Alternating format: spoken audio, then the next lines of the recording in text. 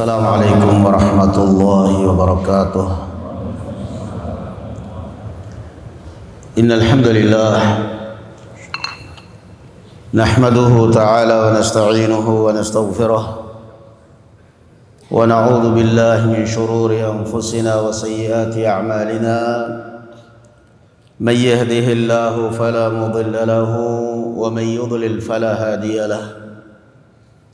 أشهد أن لا إله إلا الله وحده لا شريك له وأشهد أن محمدا عبده ورسوله لا نبي بعده.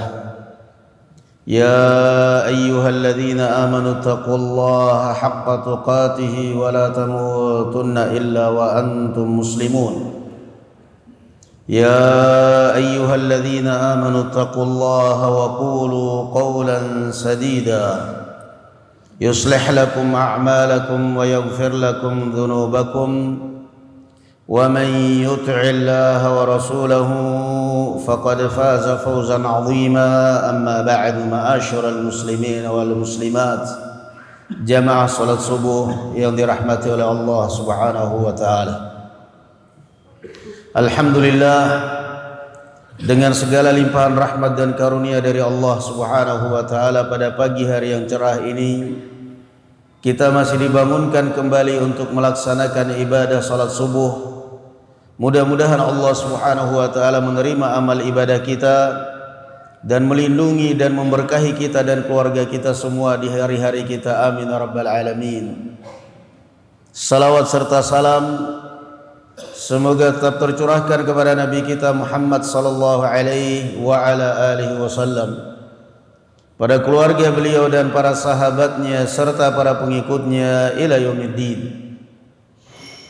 Berbicara ma'asyiral muslimin wal muslimat tentang Nabi Sulaiman alaihi salatu wassalam, artinya berbicara tentang seorang nabi sekaligus raja. Nabi sekaligus raja. Disebutkan, dan ini diselisihkan, ada Ibn Abbas meriwayatkannya dari Rasulullah sallallahu alaihi wasallam, ada yang meriwayatkannya hanya dari Ibn Abbas, ada yang meriwayatkannya dari Mujahid, bahwasanya malakad dunya arba'atun, hanya 4 orang yang pernah menguasai dunia: musliman wa kafiran, 2 orang muslim dan 2 orang kafir. Fal musliman, maka 2 orang muslim adalah Dzulqarnain wa Sulaiman. Wal kafiran Namrud wa Bakhtansar atau Bakhtanassar. Bakhtansar ini salah satu raja di zaman Bani Israel. Sehingga ketika kita berbicara tentang Nabi Sulaiman, adalah berbicara tentang sosok seorang nabi sekaligus raja.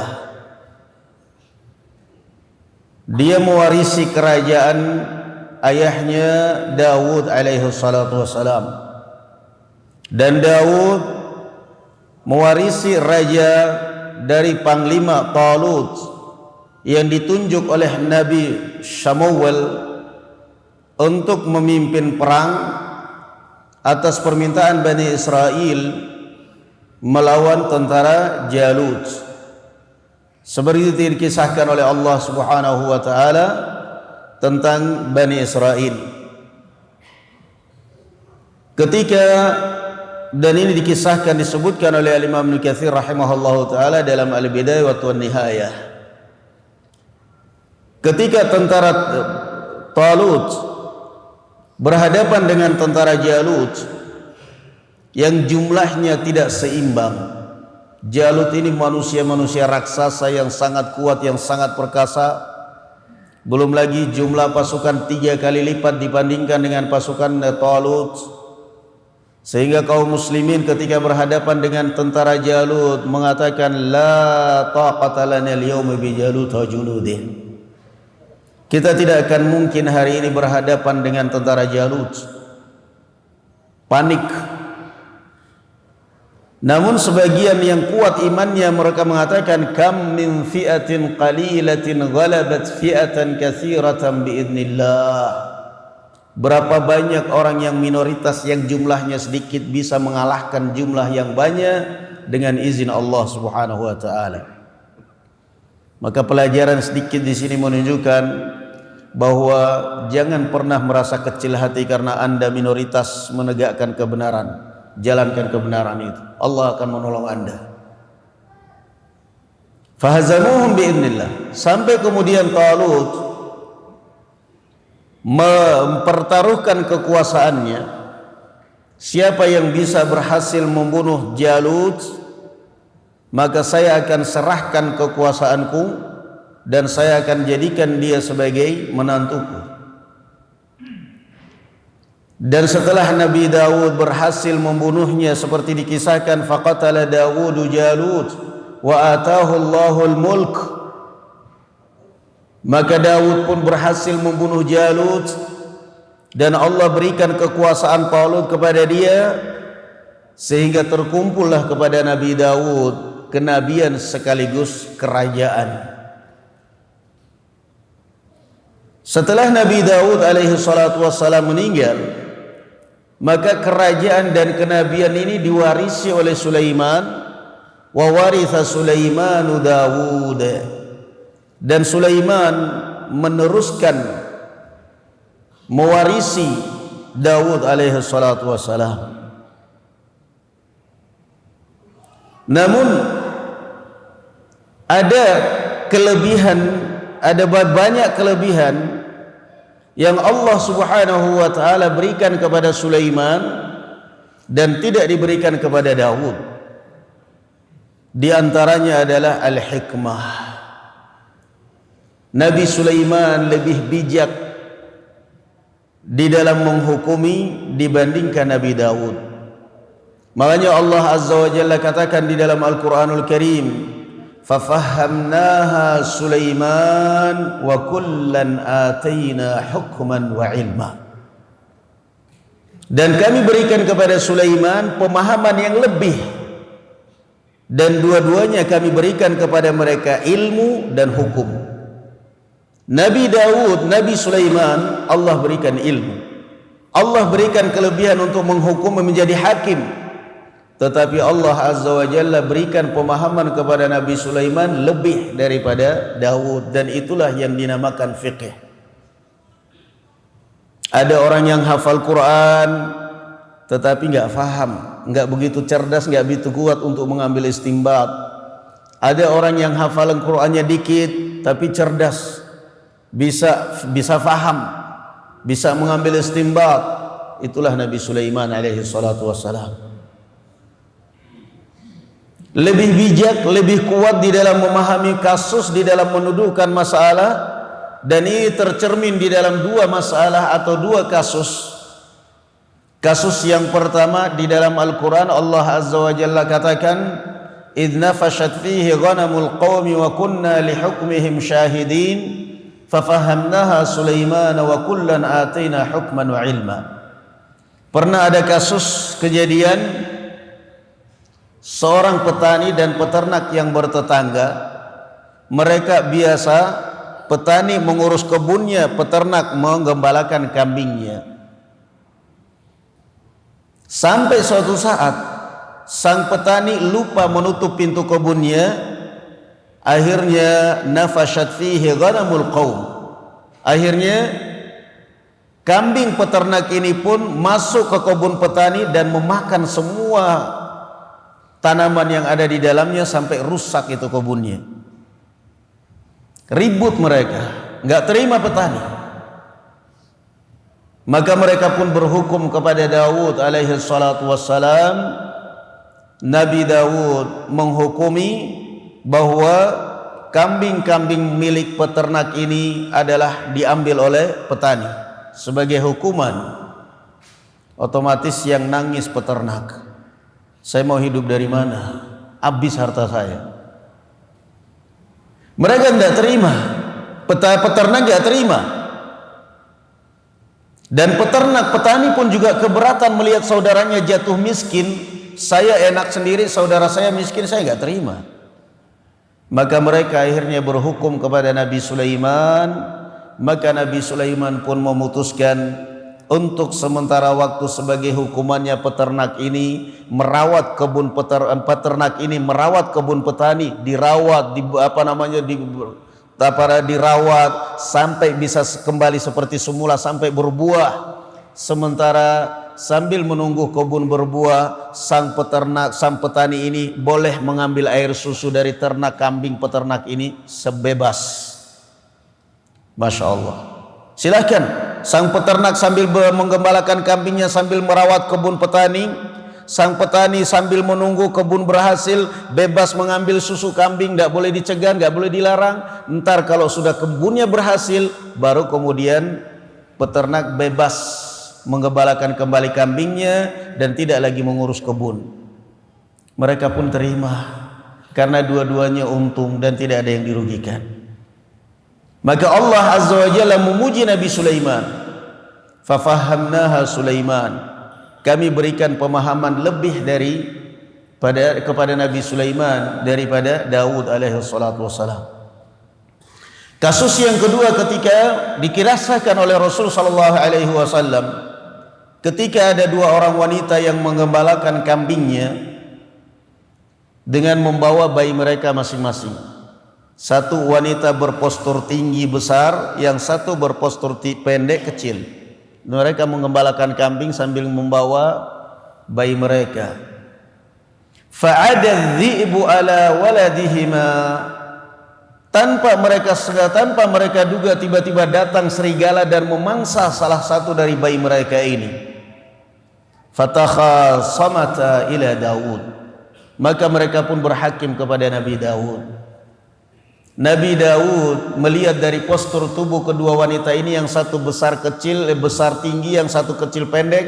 Nabi Daud memutuskan bahwa anak ini adalah anaknya wanita yang berpostur tinggi besar,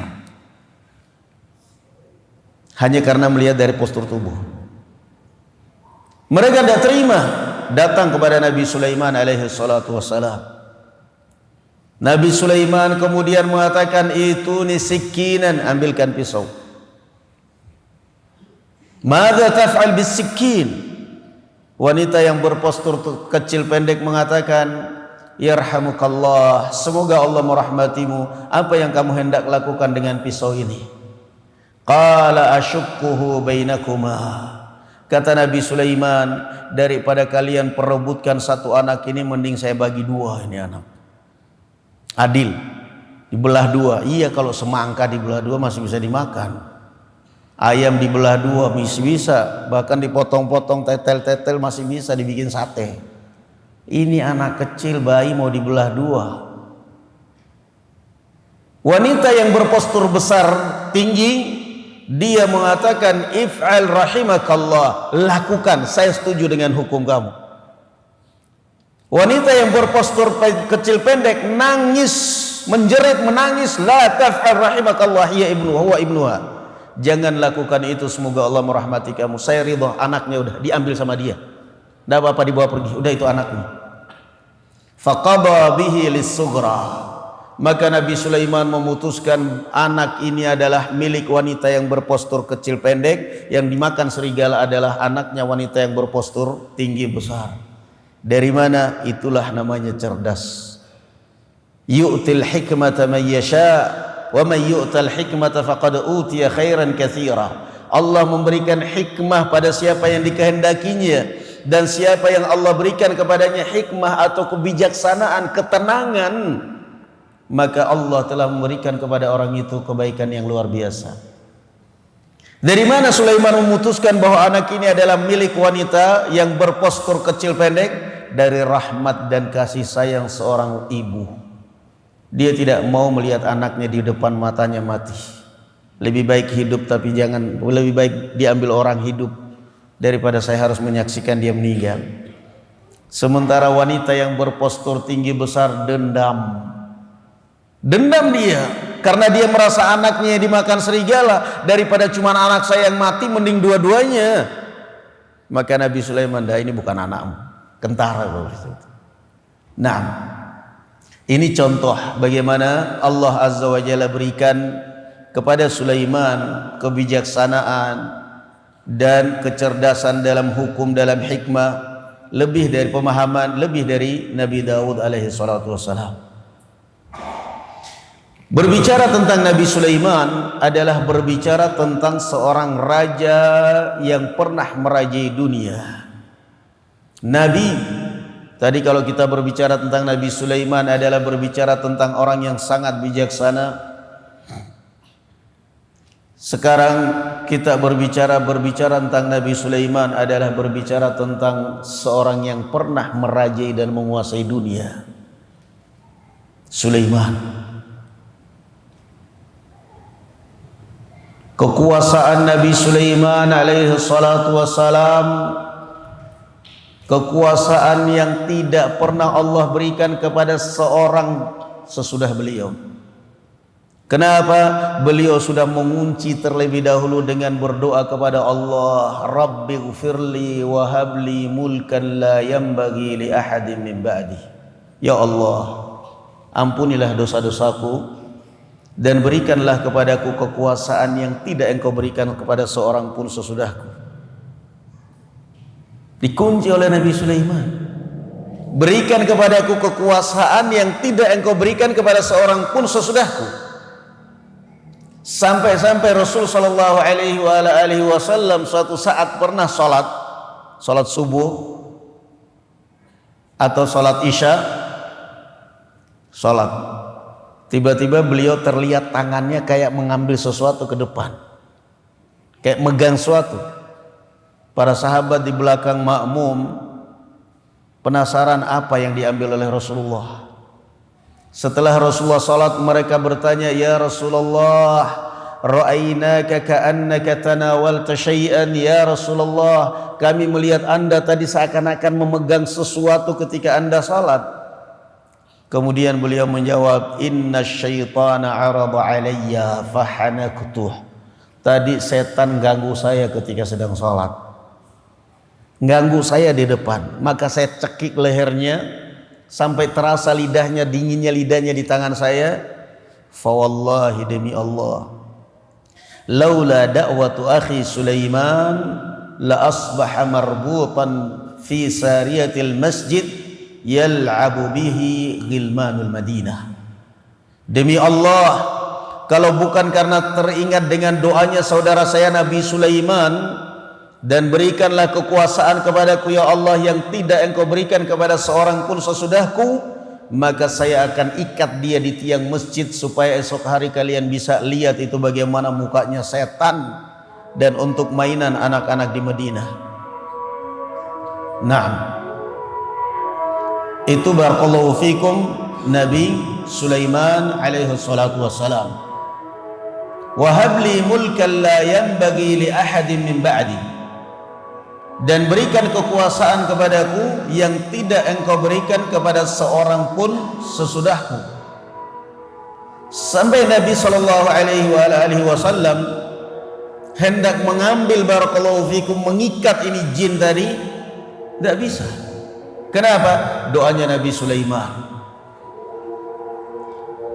Lalu kita kembali barakallahu fikum, apa hubungan ucapan Rasul sallallahu alaihi wasallam ini dengan doanya Nabi Sulaiman, wa habli mulkan la yanbaghi li ahadin min ba'di, dan berikanlah kekuasaan kepadaku ya Allah yang tidak Engkau berikan kepadaku kepada seorang pun sesudahku. Hubungannya kalau kita pelajari sejarah itu kita lihat dari kekuasaan dan kerajaan Nabi Sulaiman. Nabi Sulaiman adalah satu-satunya nabi yang mampu memenjarakan dan mampu mempekerjakan dan menundukkan para jin.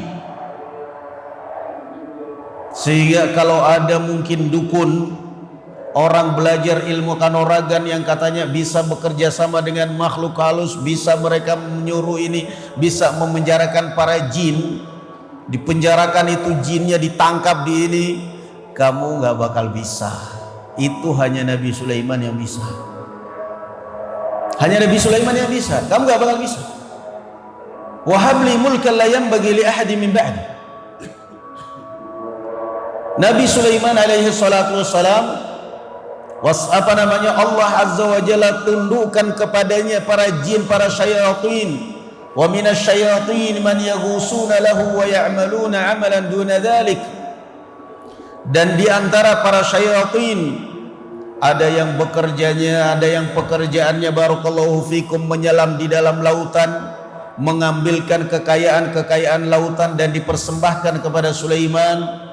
Mutiara-mutiara yang ada di lautan, para syayatin, para jin menyelam di lautan, mengambil dan mencari harta kekayaan di laut dan dipersembahkan kepada Sulaiman. Ada yang kerjaannya membangun kulla banna'in wa ghawwas, ada yang kerjaannya membangun istana kerajaan, membangun rumah. Ada yang kerjaannya barakallahu fikum wa qudurir rasiyat, membikin panci-panci yang besar. Ada yang kerjanya barakallahu fikum tukang masak.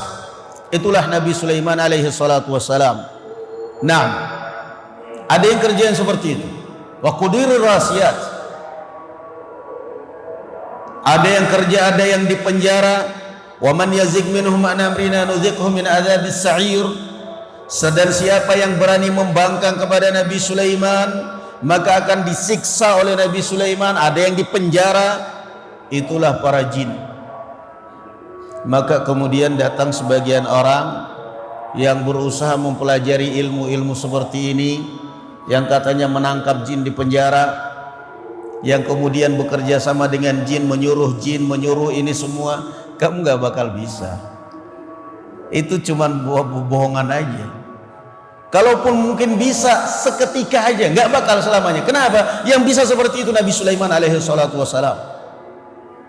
Bahkan jin ifrit, iblis tunduk kepada Nabi Sulaiman alaihi salatu wassalam.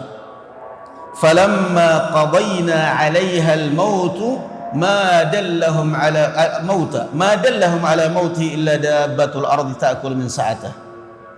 Para jin, para syayatin bekerja sebagai prajuritnya Sulaiman, bekerja sebagai barakallahu fikum di istana, sampai kemudian dan mereka mengatakan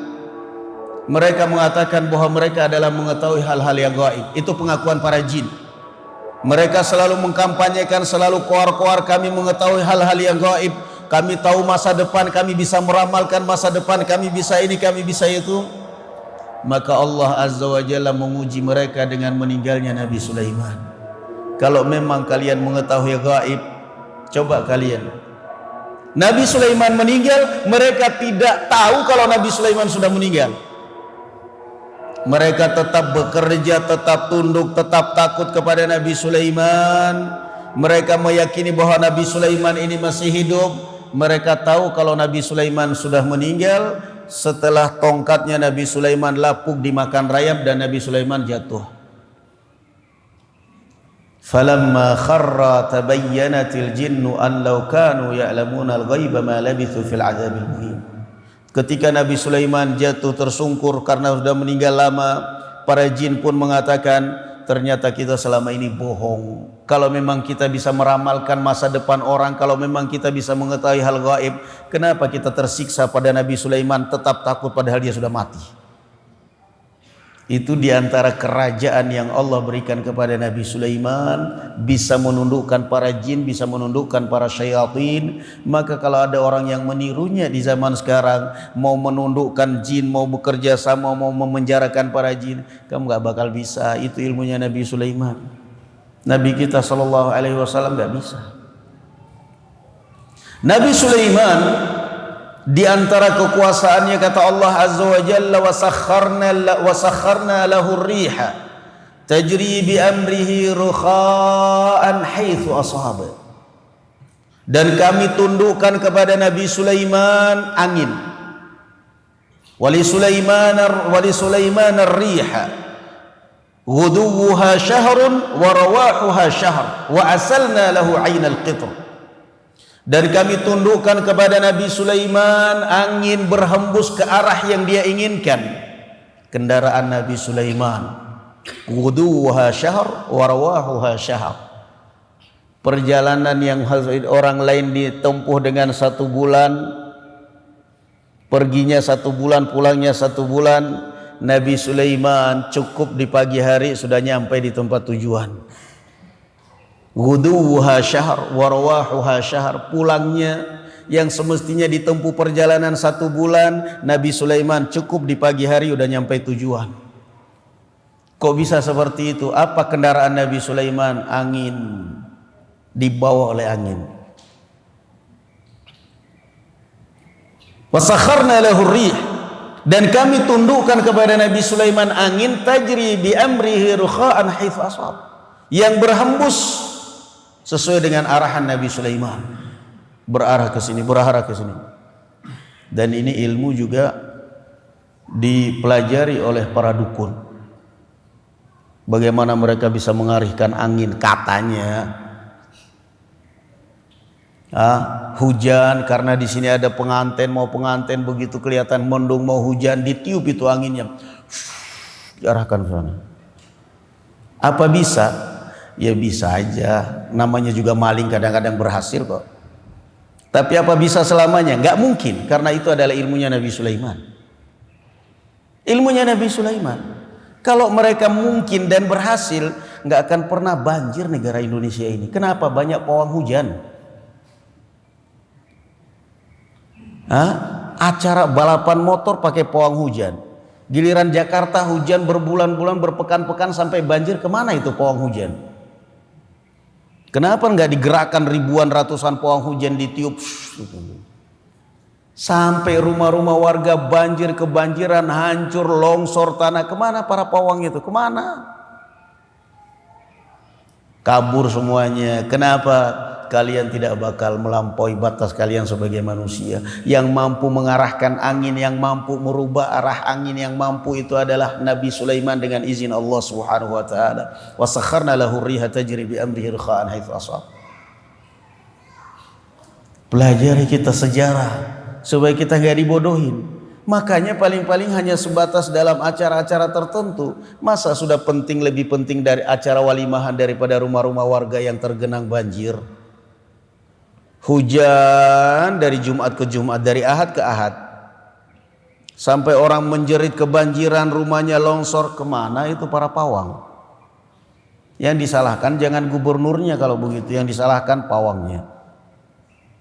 Tanggul jebol, yang disalahkan bukan BMKG, bukan gubernur, bukan yang disalahkan tukang ramal. Kenapa kamu tidak ramalin kalau hari ini mau jebol supaya kita siap-siap pindah? Gak bakal bisa, bohong semuanya. Karena yang mampu seperti itu adalah Nabi Sulaiman. Kerajaan Nabi Sulaiman alaihi salatu wassalam juga Allah berikan kepadanya kelebihan bisa berdialog dan bisa memahami dan bisa mendengarkan suara burung, suara hewan. Dan ini juga dipelajari dalam ilmu pendukunan. Ada bahkan dalam film-film kolosal itu dia bisa mengetahui bahasa kambing, bahasa cecak itu. Saya tiba-tiba dalam film-film itu suami sama istri, rajanya ini, suaminya rajanya tiba-tiba tertawa-ketawa, istrinya tersinggung. Kenapa kamu ngetawain saya? Enggak, saya ngetawain cecak itu lagi berduaan. Kenapa memangnya? Ya jantan minta kawin, betinanya bilang saya lagi bertelur katanya. Dia bisa paham bahasa binatang. Kamu gak bakal sanggup. Itu adalah ilmunya Nabi Sulaiman. Ilmunya Nabi Sulaiman yang Allah khususkan, dan Nabi Sulaiman sudah katakan, wa habli mulkan la yanbaghi li ahadin min ba'di. Naam. Suatu saat Nabi Sulaiman alaihi salatu wassalam berjalan. Satu saat Nabi Sulaiman berjalan dengan pasukannya, tiba-tiba beliau menghentikan pasukan dan mengatakan, dan tiba-tiba menghentikan pasukan, ternyata dia sedang mendengarkan suara semut. Ya ayyuhan namlu dukhulu masakinakum la yahtimannakum Sulaiman wa junuduhum wa hum la yash'urun fatabassama dhahikan min qawliha. Tiba-tiba Nabi Sulaiman menghentikan pasukan-pasukan, tidak tahu ada apa gerangan baginda menghentikan pasukan. Ternyata di depan ada Raja Semut sedang berkata kepada para semut yang lain, "Ya ayyuhan naml, wahai para semut, udkhulu masakinakum, masuk kalian di lubang-lubang kalian kalau tidak ingin diinjak remuk oleh Sulaiman dan para prajuritnya sementara mereka tidak merasa." Wa hum la yash'urun. Kata semut, manusia itu nggak bakal pernah merasa kalau menginjak kita. Pernah nggak kita ini kalau nginjak semut merasa? Enggak. Sengaja maupun nggak sengaja nggak dosa kok. Injak pergi gitu aja. Lain kalau nginjak kambing, nginjak ayam. Kata semut, la yahtima wa la yahtimannakum Sulaiman wa hum la yashurun. Orang nggak bakal merasa kalau menginjak kita. Mending kita selamatkan diri, masuk ke lubang. Masuk mereka semut. Nabi Sulaiman menunggu mereka masuk. Nabi Sulaiman tersenyum mendengarkan suaranya, suara hewan. Nabi Sulaiman alaihi salatu wassalam, tentaranya adalah dari segala macam jenis makhluk. Manusianya ada, jinnya ada, hewannya ada, burungnya ada, semutnya ada. Dan di antara pasukan Nabi Sulaiman adalah burung hudhud, yang merupakan pasukan andalan Nabi Sulaiman. Kenapa pasukan andalan Nabi Sulaiman? Di kalangan orang Arab itu ada istilah, kalau kita misal lagi lapar, lagi nunggu-nunggu makanan, tiba-tiba ada orang datang ngasih makan, datang orang ngasih minum, orang Arab biasanya mengatakan ja'al hudhud, alhamdulillah hudhud sudah datang. Ja'al hudhud, alhamdulillah hudhud sudah datang. Dari mana filosofi ini, istilah ini mereka ambil? Burung hudhud itu dijelaskan bahwa dia ini makanya selalu menjadi andalan Nabi Sulaiman dalam pepergian karena dia memiliki keahlian mendeteksi tempat air. Nabi Sulaiman masih jauh, dia sudah terbang duluan ke depan di mana arah air untuk diarahkan di pasukan supaya tidak kehausan. Makanya Nabi Sulaiman kehilangan sekali kalau tidak ada hudhud.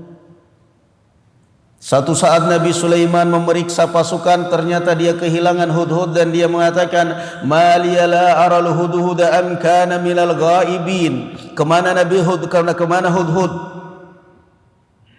Dia pergi kemana ini? Namanya juga burung hudhud. Nabi Sulaiman berjalan dengan bala tentaranya, dia jalan ke depan, ternyata ketemu komunitasnya. Makanya hidup itu jangan gampang terbawa dan jangan gampang terpengaruh. Seperti burung. Hudhud ketemu hudhud yang lain.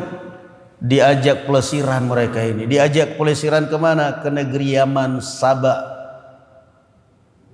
Sana mereka jalan, terbang ke sana.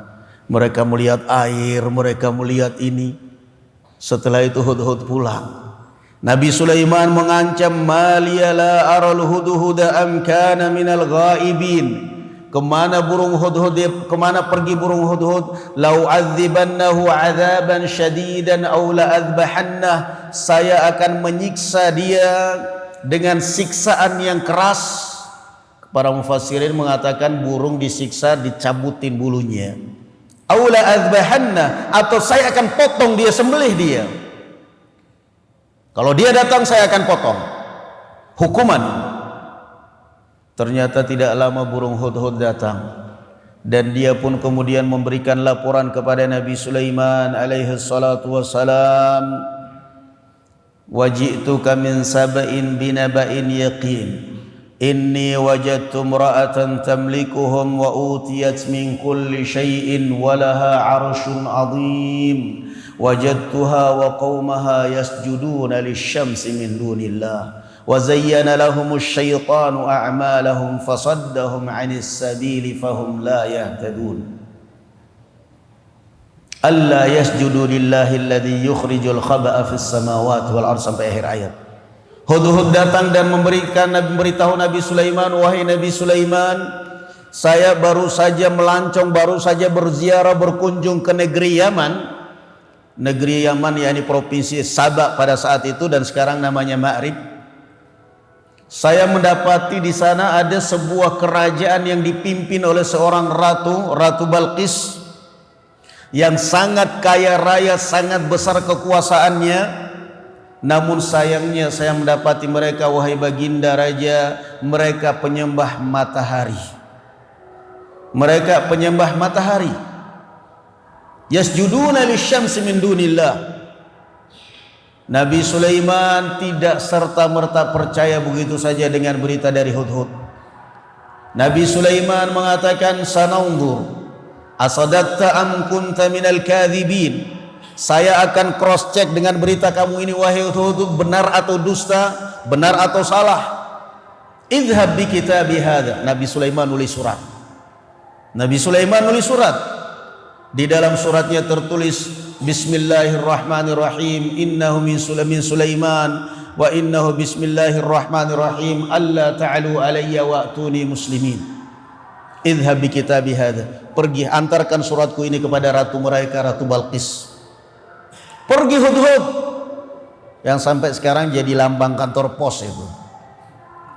Kantor pos lambangnya Hudhud, gigit surat, terbang dengan sayap kakinya, terbang suratnya di giginya, pada mulutnya udah terbang sana dan dilemparkan ke Ratu Balqis di istananya. Kemudian Ratu Balqis pun dikagetkan dengan surat itu dan dia mengumpulkan orang-orang istana dan mengatakan, "Ya ayyuhal mala'u inni ulqiya ilayya kitabun karim."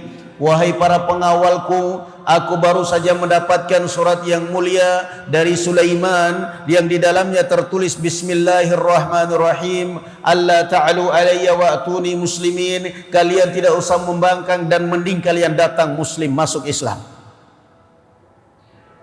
Apa jawab para prajurit istana? Qalu nahnu ulu quwwatin wa ulu ba'sin syadid wal amru ilayki fanzuri madza ta'murin. Para prajurit istana mengatakan dengan gagahannya, bukan gagah, gagahan, wahai baginda ratu, kita tidak perlu takut. Kita adalah para prajurit-prajurit pemberani dan kita memiliki kekuatan bersenjataan yang kuat. Apa yang kita takutkan? Perang-perang, kata mereka ini para prajurit. Tetapi Ratu Balqis bukan wanita sembarangan. Ratu Balqis wanita yang cerdas dan punya pertimbangan luar biasa. Bukan ratu sembarang ratu, bukan ratu karena modal keturunan, bukan, memang cerdas.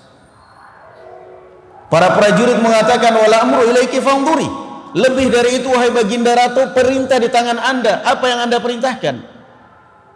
Ratu Balqis mengatakan, kalian boleh gagahan, tetapi kita jangan terlalu gegabah kalau tidak ingin mati konyol. Kita lihat dulu ini orang, raja atau nabi.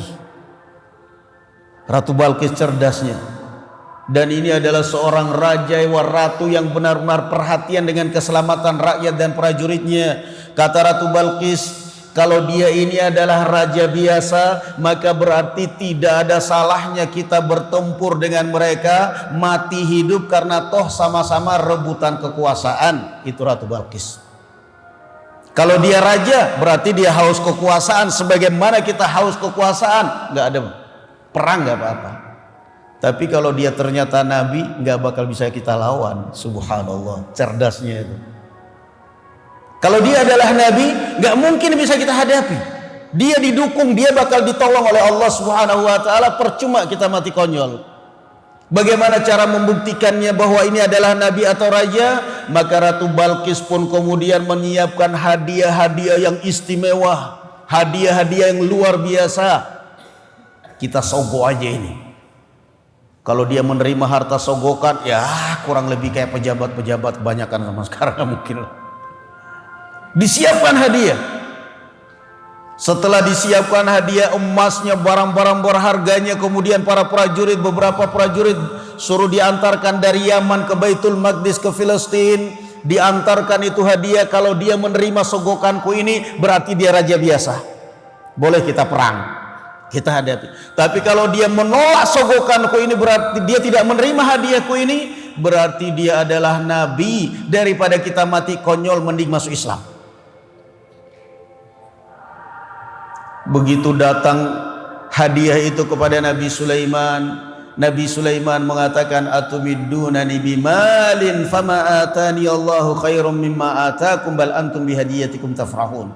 Irji ilaihim falanatiyannahum bijunudin la qibala lahum biha wa lanukhrijannahum minha adillatan wa hum saghirun.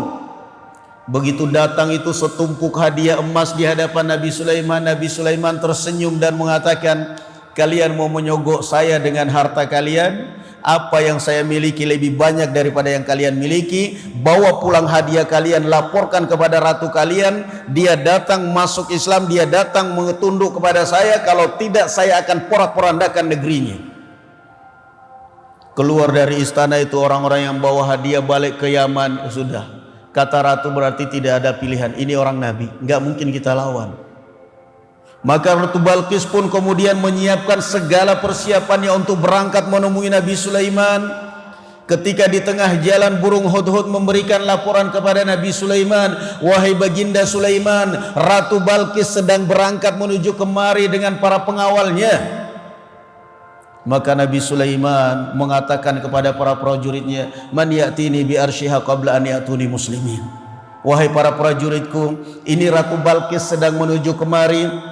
Siapa di antara kalian yang mampu mendatangkan istananya di hadapan saya sebelum Ratu Balqisnya datang? Qala ifritum minal jinni ana atika bihi qabla an taquma min maqamik.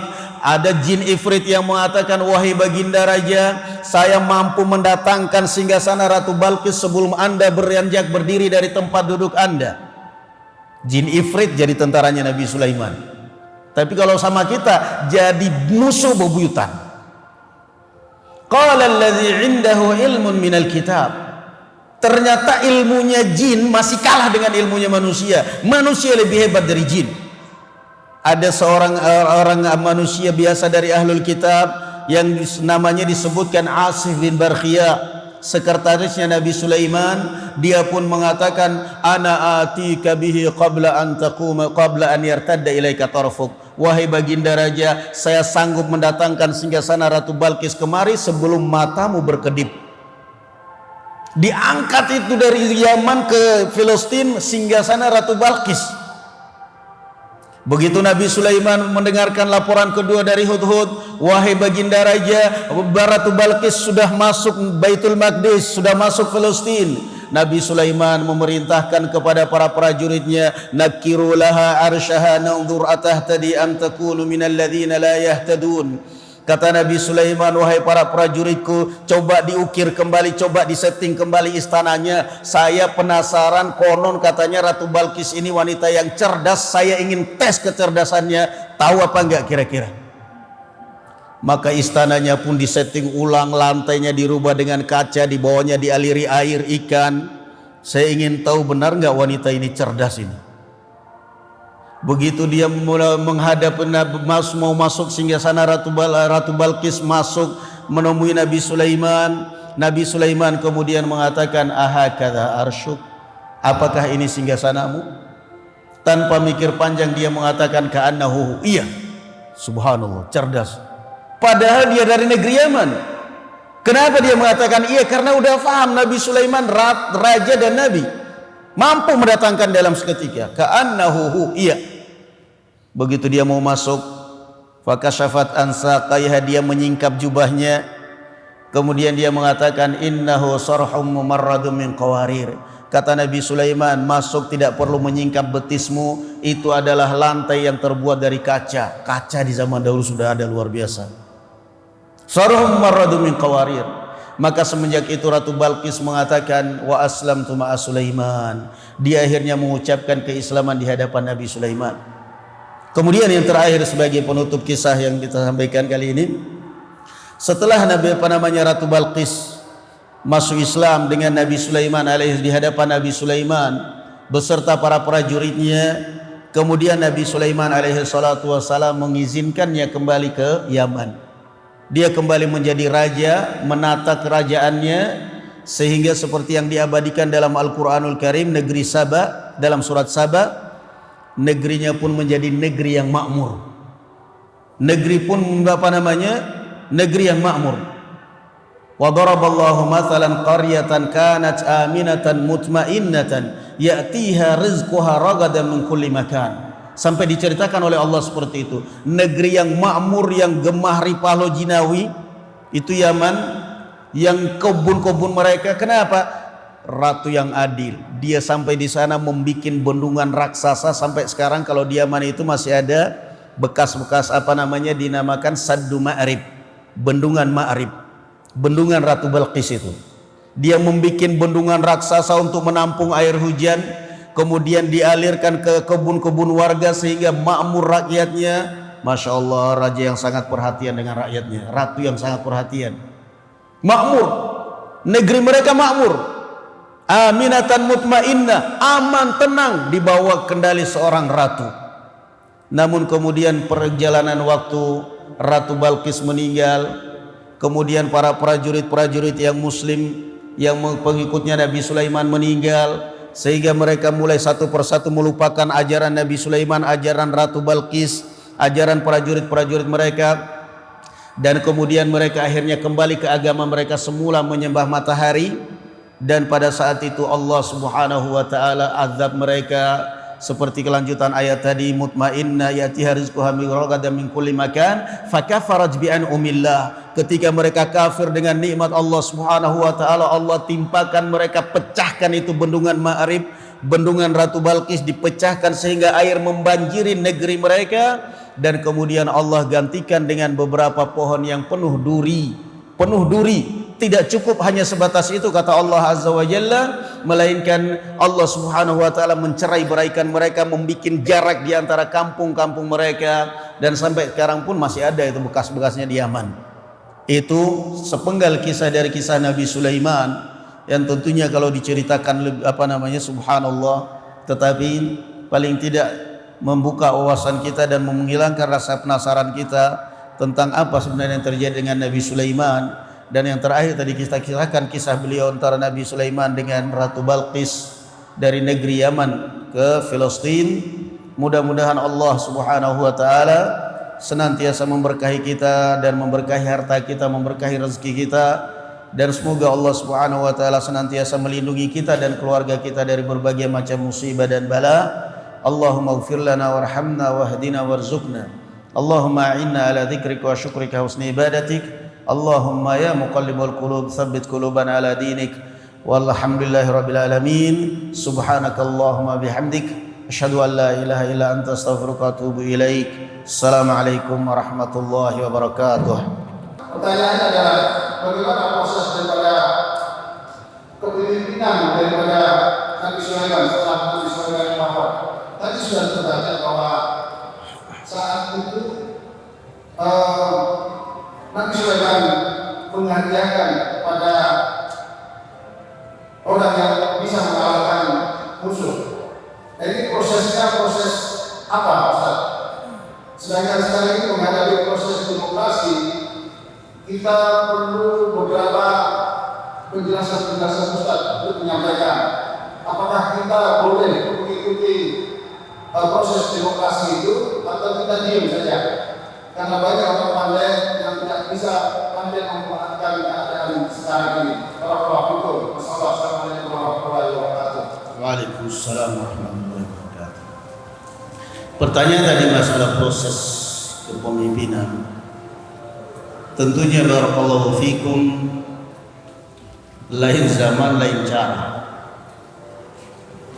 Lain zaman lain cara. Proses kepemimpinan, kalau tadi Nabi Daud dia mendapatkan kerajaan dari Talut. Kalau kita mau berbicara proses kepemimpinan Islam dari Rasulullah SAW turun kepada Abu Bakar itu dengan wasiat, dari Abu Bakar turun ke Umar itu dengan wasiat, dari Umar turun ke Utsman itu dengan musyawarah ahli al-halli wal 'aqd. Para ulama dari Utsman turun ke Ali bin Abi Thalib dengan baiat para sahabat, para ulama. Itulah proses kepemimpinan di dalam Islam. Akan tetapi barakallahu fikum, di zaman kita sekarang seperti yang tadi kita katakan, lain zaman lain cara. Di zaman kita sekarang seperti yang kita ketahui, cara bagaimana di Indonesia misalnya untuk bisa mendapatkan suatu kepemimpinan, untuk mendapatkan satu jabatan, kemudian akhirnya seringnya orang melalui jalur demokrasi, yang memang sudah diterapkan dan sudah merupakan kebiasaan di dalam negeri yang kita cintai ini, sehingga banyak saudara-saudara kita kaum muslimin menempuh jalur itu demi untuk menduduki jabatan. Maka barakallahu fikum, hal-hal yang seperti ini kita ingkari boleh, tapi tanpa menyakiti siapapun, tanpa ada niat apapun. Kadang-kadang kita mengingkari, tapi yang kita maksud misalnya ada orang tertentu yang kita singgung, yang kita ini nggak boleh. Kita berbicara secara umum. Kita tidak perlu ikut dalam pesta demokrasi. Ternyata ada saudara kita kaum muslimin yang mau ikut, ya udah. Kita kewajiban kita menyampaikan. Jangan kemudian ketika ada orang yang mengikuti terus kita kucilkan, kita seakan-akan dia ini orang yang berlumur dosa, seakan-akan ini orang ahli maksiat haram. Kita nggak boleh seperti itu. Kita nggak boleh. Itu akhirnya kita jadikan dakwah untuk radang permusuhan. Kita sampaikan, jangan ada saudara kita yang ikut yang ini dan lain sebagainya. Sudah, kita tetap dia adalah saudara kita. Dan tidak boleh kemudian kita kucilkan, tidak boleh kita sikapi, tidak boleh kita sitip, kita jadikan bahan cemoohan. Padahal sudah ngaji tapi masih begini, padahal tidak boleh seperti itu. Itu namanya ghibah. Kalau begitu kamu lebih besar dosanya akhirnya dari dia. Nah ini mohon maaf kesalahan kita kadang-kadang ya.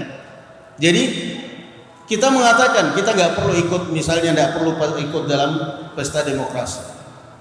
Kemudian ada saudara kita yang ikut. Kita gunjingkan, kita ghibahi. Sekarang yang dosa siapa akhirnya? Tadinya yang dosa kalaupun dia tahu hukum kemudian dia melanggar, itu kan dosanya dia. Kita juga nggak tahu niat dia apa. Tapi ketika kita menggibahi dia, memaki, menjelekkan dia, kita dosanya lebih besar kalau begitu. Nah ini salah kita kadang-kadang. Jadi barakallahu fikum, kalaupun kita melihat saudara kita ada yang salah, ada yang keliru, ada yang ini, barakallahu fikum, jangan pernah dijadikan senjata untuk menjatuhkan orang, untuk menggibahi orang, untuk merendahkan orang. Karena barakallahu fikum, yang namanya amal itu yang dihitung adalah akhirnya. Jadi memang nggak ada sunnah, nggak ada ajaran, nggak ada anjuran kita untuk ikut dalam pesta demokrasi seperti itu.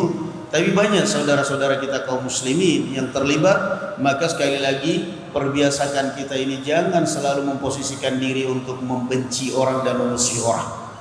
Nah, apalagi kita di tengah-tengah hidup di zaman seperti ini, zaman fitnah. Jangan sampai kita selalu gampang membenci, gampang bermusuhan, enggak. Justru kita harus bekerja sama. Nah, wallahu a'lam. Ada yang lain tadi? Berikutnya itu.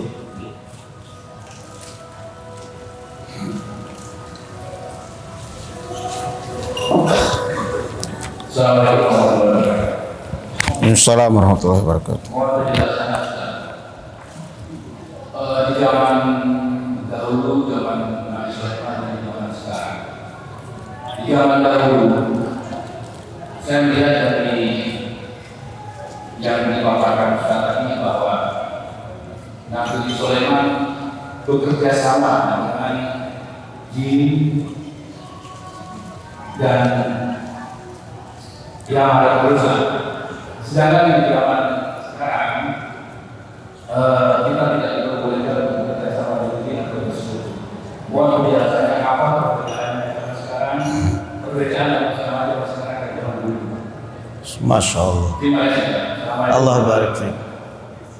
Nabi Sulaiman bekerja sama dengan jin, jin tunduk tanpa tumbal. Jin tunduk, Allah Subhanahu wa taala yang tundukkan. Takut kepada Nabi Sulaiman, tunduk sebagai prajurit. Zaman sekarang orang bekerja sama dengan jin, apa mau jinnya cuma-cuma? Gak bakal. Ada dukun yang bekerja sama dengan jin, tumbalnya ada, kamu harus mengadakan tapa geni, bertapa di hutan. Kapan sholatnya? Kapan baca Qur'annya? Bertapa di kuburan. Ada yang jin minta tumbalnya, kalau mau bekerja sama dengan saya mau bantu kamu. Ada yang tumbalnya minum darah kucing. Ada yang tumbalnya darah lidah bayi. Ada yang tumbalnya kain kafan, akhirnya jadi kolor hijau. Ngambilin kain kafan. Jadi itu bedanya. Kalau dulu zaman Nabi Sulaiman alaihi salatu wassalam, Allah yang tundukkan para jin kepada Nabi Sulaiman, bahkan jin ifrit iblis ditundukkan tanpa ada apapun, mereka takut tunduk kepada Nabi Sulaiman, menjadi prajurit Nabi Sulaiman.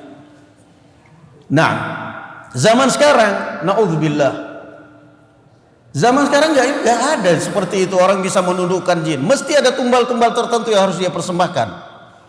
Mesti ada tumbal tertentu yang harus dia persembahkan, benar-benar diperbudak oleh jin. Makanya itu kerjaannya para jin ya. Karena mereka takut di zaman Nabi Sulaiman, akhirnya mereka menulis mantra-mantra sihir itu, mantra-mantra sihir. Kemudian setelah Nabi Sulaiman meninggal, mereka sisipkan di bawah kursinya Nabi Sulaiman. Mereka letakkan di bawah kursinya Nabi Sulaiman itu mantra-mantra itu. Setelah mereka taruh di bawah kursinya Nabi Sulaiman, mereka para jin memberitahu kepada warga, kepada masyarakat, kalian mau tahu rahasianya Nabi Sulaiman selama ini kenapa bisa menundukkan bangsa jin? Manusia ini kan sifatnya penasaran. Ya mau dong. Kalau kalian mau tahu mantranya Nabi Sulaiman kenapa bisa menundukkan para jin, angkat itu kursinya Nabi Sulaiman. Begitu mereka angkat kursinya Nabi Sulaiman, mereka temukan mantra-mantra, tulisan-tulisan mantra yang kadang-kadang kalau kita lihat itu kayak bahasa Arab melingkar gitu, tuh ujung tengah-tengahnya jin tulisannya. Begitu dibuka kursinya, mereka dapati itu mantra. Mereka pun percaya, manusia percaya. Ini rupanya rahasianya Nabi Sulaiman selama ini bisa menundukkan bangsa jin, padahal yang naruh, yang letakkan para jin. Maka Allah Azza wa Jalla abadikan apa? Wattaba'u ma tatlu syayatinu ala mulki Sulaiman. Maka Nabi Sulaiman meninggal, masyarakatnya pun dengan gampang berubah pikiran, meninggalkan agamanya Nabi Sulaiman, mengikuti agamanya tukang sihir. Wattaba'u ma tatlu syayatinu ala mulki Sulaiman. Mereka mengikuti ajaran syaitan. Kenapa? Yakin 100%. Buktinya begitu diangkat kursinya Nabi Sulaiman, banyak mantranya. Padahal para jin yang susupkan itu sengaja untuk menyesatkan manusia. Kalian mau tahu rahasianya Nabi Sulaiman, angkat itu kursinya. Begitu diangkat, mantra isinya. Maka mereka pun percaya dan diabadikan dalam surat Al-Baqarah, wattaba'u ma tatlu syayatinu ala mulki Sulaiman wa ma kafara Sulaiman walakinna syayatina kafaru yu'allimuna an-nasa as-sihr. Bukan Nabi Sulaiman yang mengajarkan ilmu sihir pada manusia, melainkan syaitan yang mengajarkan atas nama kerajaan Sulaiman, diletakkan di bawah kursinya Nabi Sulaiman itu mantra-mantranya. Kemudian dikampanyekan kepada masyarakat. Jadi itu bedanya. Naam, haram. Makanya kalau zaman Nabi Sulaiman, Allah Subhanahu wa taala yang tundukkan. Nabi kita Muhammad sallallahu alaihi wasallam juga tidak diberi kekuasaan oleh Allah untuk bisa seperti itu. Enggak pernah kemudian perang misalnya para jin datang membantu misalnya, atau Rasulullah mengatakan, "Wahai para jin, bantu ini." Yang ada siapa? Malaikat. Perang Badar misalnya, malaikat datang membantu kaum muslimin, terbunuh 70 orang muslimin. Mereka bisa membedakan kalau ini meninggal dibunuh oleh manusia dengan meninggal dibunuh oleh malaikat. Kalau meninggal dibunuh oleh malaikat ada luka bakarnya, ada luka bakar terlihat. Tapi kalau yang meninggal dibunuh oleh manusia nggak ada luka bakarnya. Jadi yang ada adalah malaikat. Kita barakallahu fikum. Nah, seperti juga kadang-kadang berkeyakinan sebagian orang bahwa dia kadang-kadang dia mengambil itu hanya untuk jaga-jaga diri saja. Dia untuk jaga diri, untuk khadamnya, jaga diri. Kita nggak perlu ya, barakallahu fikum. Kita ini diciptakan oleh Allah Subhanahu wa taala, sudah ada penjaganya. Lahu mu'aqibatu min baini yadayhi wa min khalfihi yahfazunahu min amrillah. Kata Allah Azza wa Jalla, dan kami telah memberikan kepada manusia penjaga dari depan dan dari belakang. Yahfazunahu min amrillah, kata Ibnu Abbas, ai bi amrillah. Mereka berdua ini selalu menjaga manusia dengan perintah Allah, lindungi itu orang. Kata Ibnu Abbas, fa idza halal qadar qala Allah tahallau anhu. Kalau sudah saatnya Allah menakdirkan sesuatu pada orang ini, Allah perintahkan malaikat menyingkir kalian. Ada penjaga kita ini sudah ada khadam. Dari depan ada penjaga, dari belakang ada penjaga. Siapa itu? Malaikat gratis yang tunduk kepada Allah. Manusia dengan lemahnya akalnya, malaikat ini disingkirkan, yang ditundukkan oleh Allah untuk menjaga dia disingkirkan, kemudian dia minta khadam dari jin. Yang nggak mau gratis. Tumbalnya Masya Allah, ada yang akhirnya harus membunuh orang. Kenapa? Harus minum darah manusia. Ada yang tumbalnya harus kadang-kadang menghinakan Quran. Kenapa? Harus menulis darah Quran dengan darah haid kadang. Ada yang harus minum darah kucing, banyak. Maka itu bedanya barakallahu fikum. Kalau dulu zaman Nabi Sulaiman ditundukkan oleh Allah tanpa ada syarat apapun. Kalau zaman sekarang jelas haram, karena para jin tidak akan mungkin mau seperti itu aja. Nah, cukup ya. Baik, itu sudah cukup sampai sini. Barakallahu fikum. Masyaallah, alhamdulillah. Subhanakallahumma bihamdik, asyhadu an la ilaha illa anta astaghfiruka wa atubu ilaik. Assalamualaikum warahmatullahi wabarakatuh.